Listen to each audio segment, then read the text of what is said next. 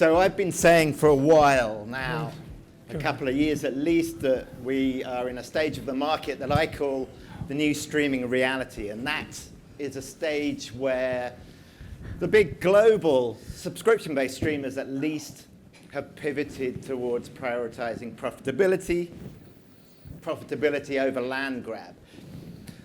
Those who are more focused on leading with advertising, they maybe are more in the land grab phase still.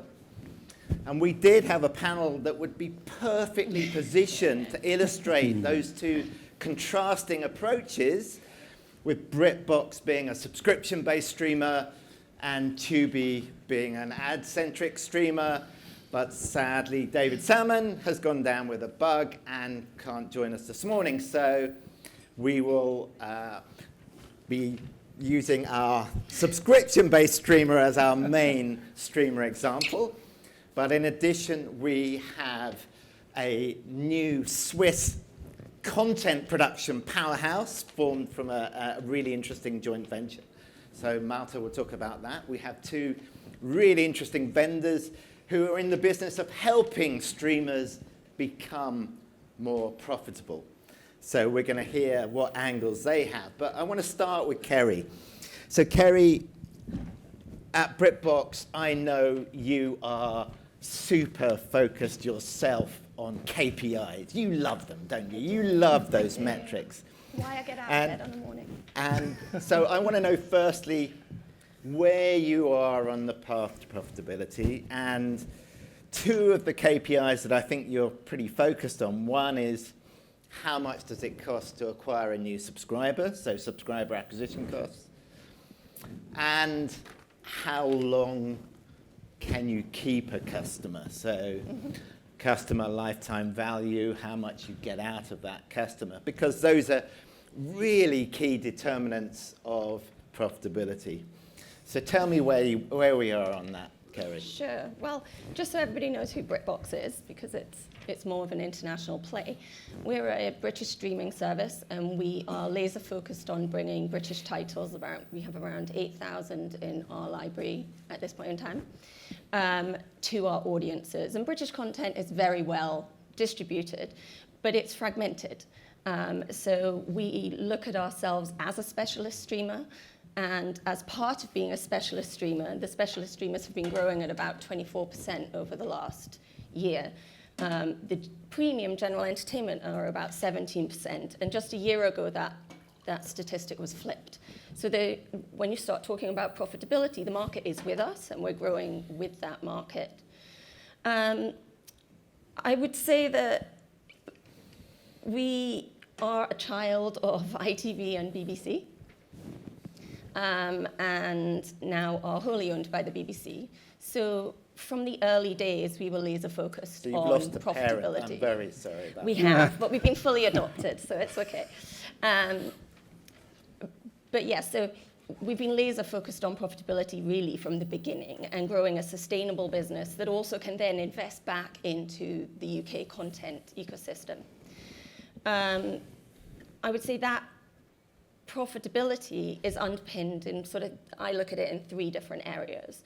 One is about friction. When you bring a customer in, can you convert them? Can you keep those high levels? You don't want to spend all that marketing dollars and not be able to convert them on the end of that. Another is around the value, and I'll come back to that in a minute, because that's very much around the subscriber acquisition cost versus lifetime value. And the last one is around time. So importantly, you've brought them in, you've helped them to convert. How do you make them stay? How do you ensure that they're frequently coming back to the service and viewing content?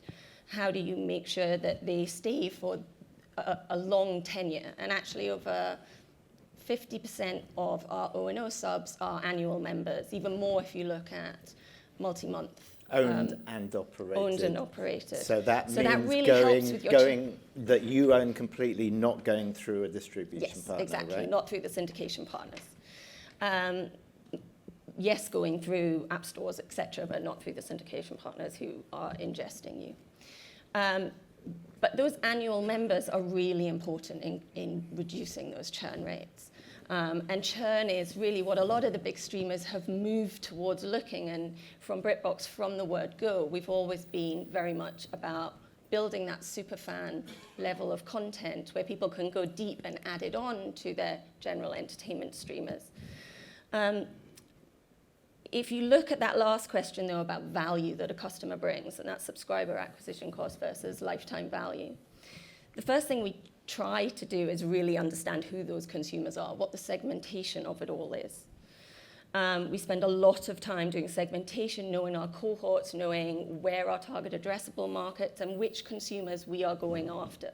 Because if we bring in a quality subscriber, they stay forever and don't go anywhere. So the marketing is then backed up with the segmentation. And we also use we have an amazing marketing team who are very good at pulling all of these things together, but they also optimize every single dollar of spend, and they use econometric analysis called media mix modeling that allows us to know the ROI of every single dollar we spent. Is it going to the right segments? Is it going to the right segment and finding those consumers? And that, to me, is something that has really allowed us to be able to find consumers, bring them in at a reasonable subscriber acquisition cost, and then more importantly, keep them. The second part of that is then content. You need to supply content frequently. We schedule over the year. We don't try to do the seasonal approach to scheduling. So there's a cadence of premieres, of new releases, of exclusives, of new to BritBox. And you don't need everything to be exclusive, and you don't need everything to be a premiere. Because when you're bringing somebody in, you need those tent poles to come in and then find a whole vast library that is consistently in your wheelhouse. So I think, from a content side, that's what's allowed us to get those high annual and monthly. It's expertly curated. It's going to what somebody's need state actually is. And it's allowing them to say, well, I know I'm coming back here month after month, so I should upsell myself. The more you look at a lifetime value of a customer, it's multiples on your monthly customer, the more you get them into those annual and multi-month. And a lot of services look at a kind of 3 to 4 month. If you can get somebody for 3 to 4 months, you've got them for a considerable amount of time. And then there's lots of other things we do, like strategic partnerships. We just did a bundle with Stars. We can come back to that. Okay. But I think you may have just skipped the initial part of the question, which is, are you profitable? Yeah, we have been. I said that we have been from very early on in our life. Excellent. So content was heavily part of that answer there, Malte. You've been on the buying side as well now as you're on the supply side with a really interesting, as I said, new production venture coming out of Switzerland. What are your recommendations for companies like BritBox and others, other big streamers, in their content strategies to become profitable? I think Kerry knows very well what she and her team are doing, so I wouldn't dare to give you any advice. I've been on the other side of platforms with Sky and Swisscom for almost 20 years, and we founded this producing company. And basically, I think it's very simple from know your brand profile. What are you as a streaming company? What is your existing audience? And for this audience, just shamelessly copy with pride. Don't spend too much money with commission content. They want to see more of the same, very likely. Somebody coming in for a comedy will very unlikely switch to a horror movie, and so on. And vice versa, for the target audience that you want to grow your subscription base into, be audacious and commission something that creates talkability. Because ultimately, you will never get a show that drives in 100% of your target audience. You need to slice it, commission the right stuff, and you need to commission stuff that is audacious. That doesn't need to be overly expensive, but there needs to be a very great story. And so as a company, what we try to do is whenever we have something that's based on a true story, we try to put a documentary behind it, because it's the very easy way of somebody came in for that movie or series, And there's a true story behind it. And if I'm interested and joined a subscription service for that, I want to see more of it. And then that's the next best content for you to watch. It's very easy for the engine to recommend and so on. So you can see, I'm still arguing from both sides, but we're trying to develop content that kind of fits those streaming needs. And also I've been licensing for ages. So for certain audiences, existing audiences, there doesn't always need to be commissions. As you said, it needs to be exclusive. Sometimes it doesn't even need to be exclusive. Does the drive to profitability amongst streamers mean that the prices you can get now for commissions, for acquisitions from you as a content supplier, are they being pushed down already? Are you seeing that? No, but the decision takes much longer. So I think everybody values their high quality production, but of course these productions are imminent risks and people are shying away from that risk, and it's more of the issue I'm seeing currently is that a lot of streaming providers really don't know quite well what they want to have. So they come to us and say, show me what you have. And they say, no. And that's totally inefficient as an industry, right? Don't they say, give me a hit? Yeah, exactly. They do. Give me a hit and for no money, right? So and some streamers have a better worked out profile than others. And it's easier to work with those because they actually tell you, I don't want a protagonist who's bad. I don't want an antagonist. They're very specific, and it's easier to develop for them.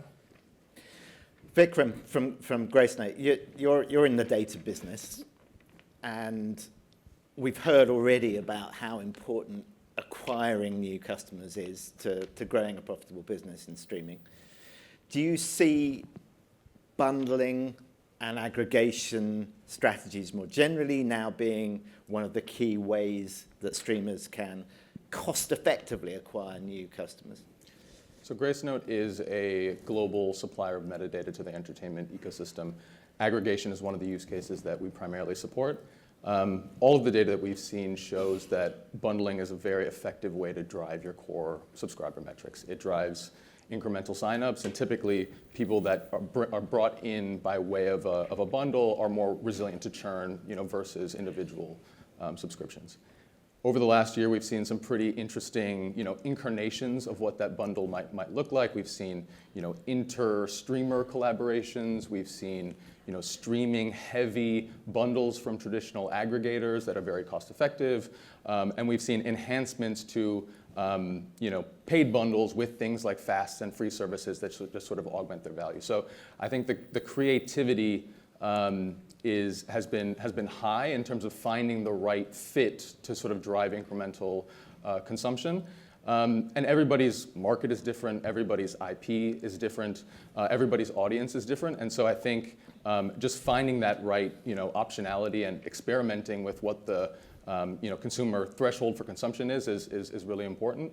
On one hand, you have limitless choice at this point, both from long form content as well as social and short form video. And on the other hand, you have pretty limited discretionary spend relative to entertainment, and bundles are a good way to kind of fit the Venn diagram a little bit. We've already heard this morning from one pay TV operator here in the UK who's desperately trying to hang on to their business of aggregating customers, aggregating services. Do you think that the pay TV guys can realistically hang on to their role as key aggregators here? I mean, I really do. And I think we all sort of viscerally understand this as consumers. Now, streaming offerings have become more diverse, but they've also become more expensive. Almost all of them are ad-supported. So in a way, there is an increasing need to have a reaggregation of the content that's going to be compelling for a core audience. And what exactly that balance is, I think, is still being struck. But I think aggregators are in an excellent position to try and deliver against that need.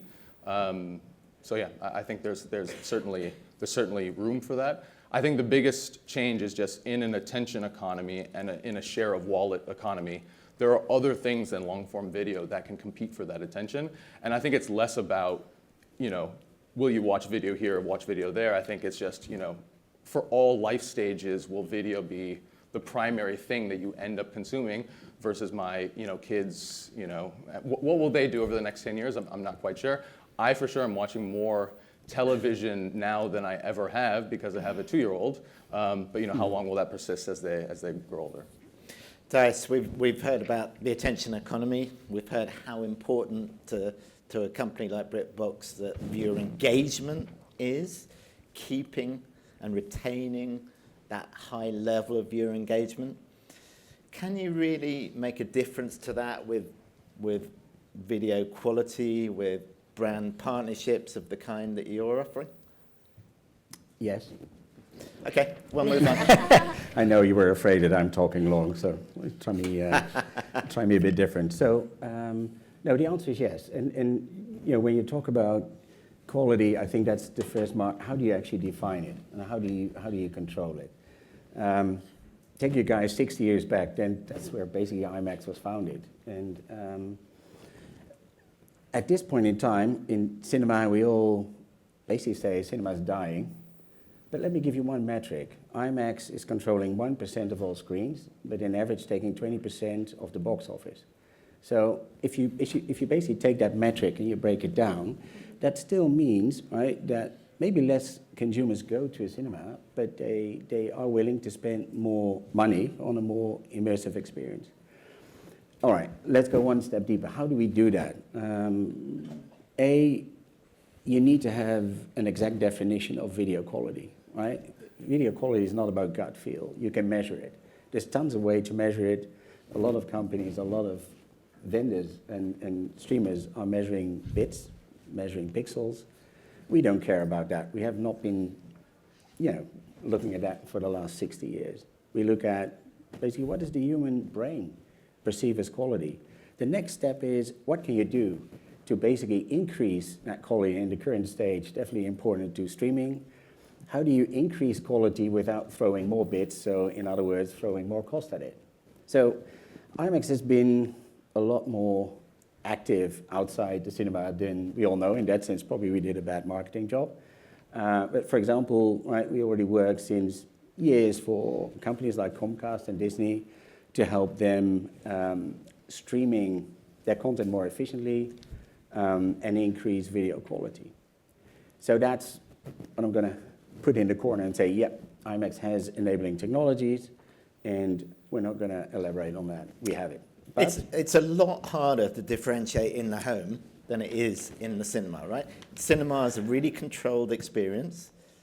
In the home, it's, to make a difference is really hard. It is. And in that sense, right, for example, if you look at Disney Plus, we were enhancing basically Disney Plus content on, let's say, more high-level devices since a couple of years, and we basically see that 2 out of 3 consumers basically prefer that IMAX enhanced version. Yes, that has the complexity of that you need to basically use an unmanaged network to deliver. 2 out of 3 prefer and are willing to pay more? Both, yes. 2 out of 3 pay markup. Because back to the profit question, yeah, that's an important aspect, right? Exactly. And the other aspect is, so the first, I would say, aspect is, all right, what's quality and how does quality basically impact the viewer experience? The other thing is, how do you actually make that clear to the end consumer, right? So how it works in our vision with qualities, yes, you need to increase the quality level in an objective way, in a perceptual way.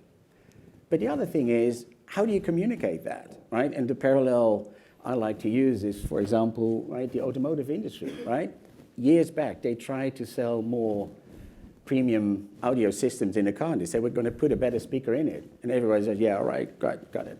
Until basically branded partnership with Harman Kardon, Bose, actually proved to be a lot more effective way to basically communicate to the end consumer that that was perceived as a better quality. So what we're doing with, for example, Disney Plus, is we do both, right? We measure, we monitor, and we help to increase quality. But on the other hand side, we also see that sticking an IMAX brand on it, and not to brag, but IMAX is a global renowned brand. It is associated with better and immersive video experiences. So we see that combination effectively works and is I'd say in an effective way, putting more money in the bank. Okay. Kerry, let's just park that aspect for a second, go back to the business model question. And, we don't have Tubi on the panel, and AVOD Play. You must have thought long and hard about whether advertising should play a part in your business model going forward. What would be the market conditions that would trigger your decision to include an ad element to what you do? Well, it goes back to the customer and what do the customer want and expect and what are they paying for. All our surveys show customers are quite reticent about ads. They're more price inelastic than they are around their elasticity to ads. So every service needs to look at what's the makeup, what are they expecting. And in a specialty service, it isn't about getting subs at all costs. It's about getting that profitable sub that comes to the platform and stays there forever. Not forever, that would be our dream. But so from a market condition standpoint, I think we'd almost, look, we're always evaluating the best way to evolve the business proposition, the best way to find more consumers. But we'd have to be more of a general entertainment play, I think. And at this point in time, we still have big headroom for our target addressable market. We are looking at different business model propositions. It doesn't necessarily need to be ads. What else could it be? Well, if you look at the general entertainment that have included ads, just to end that point, actually, mostly people include ads when they've got to a saturation of market growth and they're already mature. So they need to open the funnel a little bit more and find other consumers with ads that give them the same profitability. So you need to have got to that market saturation, and you need to believe that the next wave of growth is more about opening your doors, but potentially seeing more churn to get there. Vikram, how do you advise your customers when they're thinking about adding an ad component to what they're doing? I think we've heard like maybe 3 points of tension in this profitability game, let's say. There's just the right amount of content relative to what your customers require just as a base offering. There's like the customer acquisition cycle relative to the lifetime value and making sure that you're not spending too much money to get a customer in the door. And then when they're there, it's how do you keep them engaged in either paying a subscription revenue or keeping them involved for a long enough period of time that they're readily monetizable from an advertising standpoint. I think there's no answer to that. I mean, Kerry's clearly been thoughtful to this extent of saying that's actually not where we're going to find sort of accretive, or it's going to be vaguely cannibalistic with our existing strategy. I don't think there's one answer, but I think it gives a huge lever that is compelling to deliver against on your quest to profitability. It also makes great use of existing infrastructure that you already have. Personalization and recommendation systems are meant to keep people engaged with your platform. That increases the amount of inventory, that increases potentially the CPMs that you can charge, and if you have a good system around it, you can manage the yield to deliver good revenues for it. So it's an and or potentially relative to your customer base and whether they will be receptive to that. But it's not necessarily an and or for the capability or proposition that you have in the market. It can be an and, but that's just a business choice. Malte, does the same content work equally well in both business model environments, do you think? Definitely not. No. No, I think some content does, some content doesn't. And taking a platform view, you need to be very conscious of if you're aggregating, who you're aggregating with. And I like the picture of streaming business being kind of in a high school phase. You don't know how much you invest in learning. You don't know how much you invest in content or marketing. You don't know whether you want to be with those kids over there or those kids over there. And some streamers actually have that worked out for themselves and some have not. And everybody's a little bit evolving.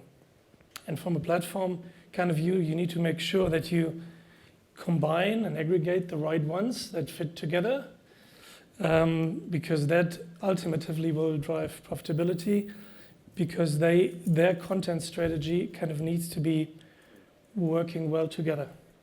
If you combine streamers who have the same strategy, already today that's complicated, but in 5 or 10 years that will even be more complicated. So I think from a content perspective, we need to deliver different types of shaped content for those streamers, and the streamers will and need to be more conscious of how they differentiate, and the platform need to be really conscious of whom they combine with whom in order to drive profitability.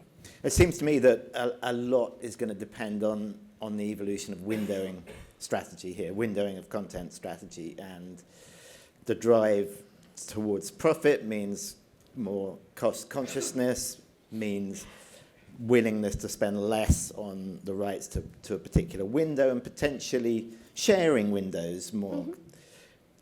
Kerry, what's your view on how the windows are going to evolve? I think in the last few months, BritBox have done this, right? So for the Jetty and Hulu, we took, it went out on Hulu and on BritBox at the same time, and we shared that first window. For Joan, CW took the first window, and then it came down off CW, and we took an exclusive SVOD window. That was positive for both parties in both cases. People find content like the whole vat of content that we have and get introduced to a service they may not necessarily have been introduced to. Hulu, got a deal, I would assume, I don't know anything about that deal, but that was more important to them. So I do think that there's a value. I think there's a value in windowing. I grew up in Universal, looking down every windowing strategy and how do you maximize the value of a piece of content. I think there's an opportunity in that more content can be able to get legs and grow to the future, rather than it being put up on one platform and falling because not enough people saw it or marketed it. So I think there's a huge value. Will you still need some exclusive content? Of course you will. You need your tentpoles, you need people to come to you, but then you need them to find other things, and you can do that from the nostalgia, other things that are new to the service. So yeah, I think it's an opportunity, frankly, and I think it's an opportunity for production companies, because it means that shows are more likely to get a second or third season than if they're stuck on one platform. So I think there's a lot of benefits to be made in getting content made from that approach. Thijs, you've been involved with some pretty premium early windows with companies like Disney. Mm-hmm. How do you see this windowing evolving to maximize value? Oh man, it's a broad question. And look, generally, right, because as IMAX, are we a vendor or are we eating our own dog food? I think we're a bit of a strange profile. We are experimenting a lot, right? It's not only the traditional, bringing the big titles into cinema, but we are streaming live events into cinema. So actually see, all right, how does that work? The general theme that we try to do is find the connection between quality enhancing the experience and viewer engagement, right? Because that's basically the point which either makes any SVOD or AVOD or even any traditional cinema business successful, right?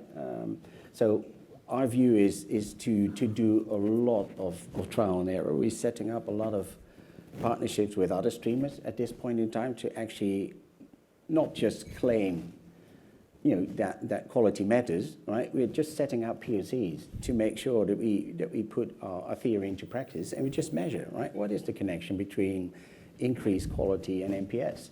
What is the connection between increased quality, adding an IMAX brand, and average viewing time? Right? It's very concrete, right? So I think we're past the stage in vendor land that we can just sell stuff, make a claim, and hopefully somebody buys it, right? I think you need to prove the effect, but I can't give you one answer because there's so many use cases.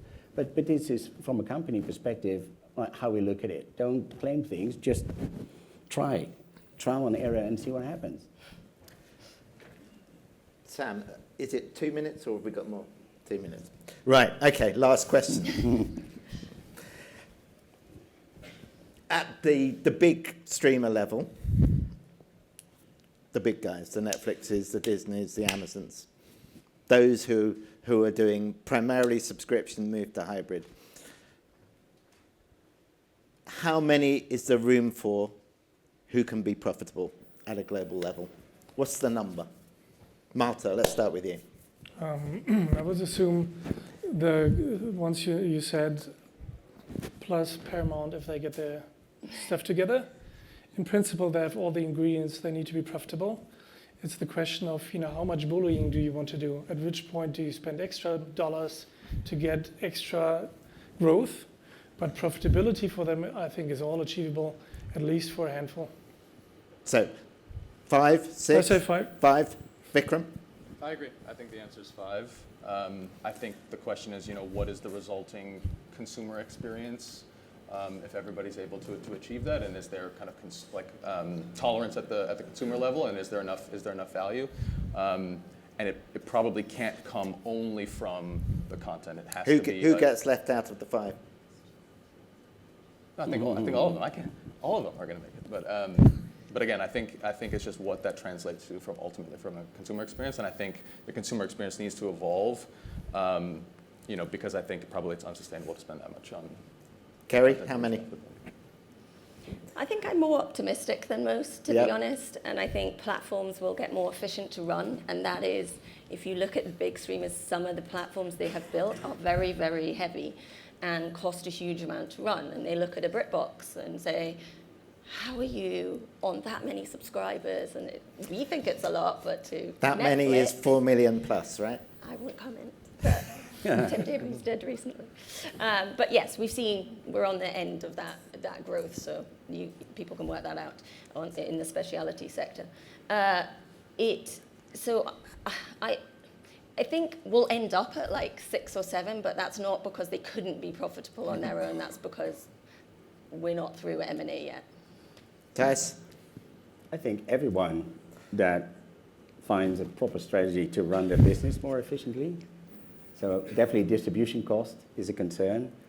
And the challenge So you think they're all going to be profitable? No, I think the ones that have a good strategy, right, to run their business more lean, right, and on the other hand side, manage to combine that with double down increase on viewer experience, right? So it's about vision. Everybody has the potential to win, but you need to take the right decision. So I'm not going to give you a number, sorry. And it goes back to windowing, to be honest, right? Everybody put all of their content in one place. If you're now seeing Disney and Discovery, and you're seeing them all beginning to get into that windowing cycle. Once you get back into windowing, the profitability question slightly changes because you're not putting all your eggs in one basket and you're not having to buy out different sectors of your company or invest in your production units to have a one shot. You have multiple shots. Then the content costs come down, the platform costs come down. So there is room. The average consumer in different markets looks different, but when we do our segmentation, some segments have up to 8 streaming services and some have 2.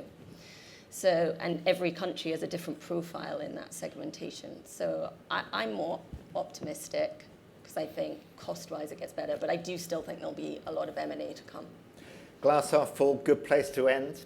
Thank you very much to the panel.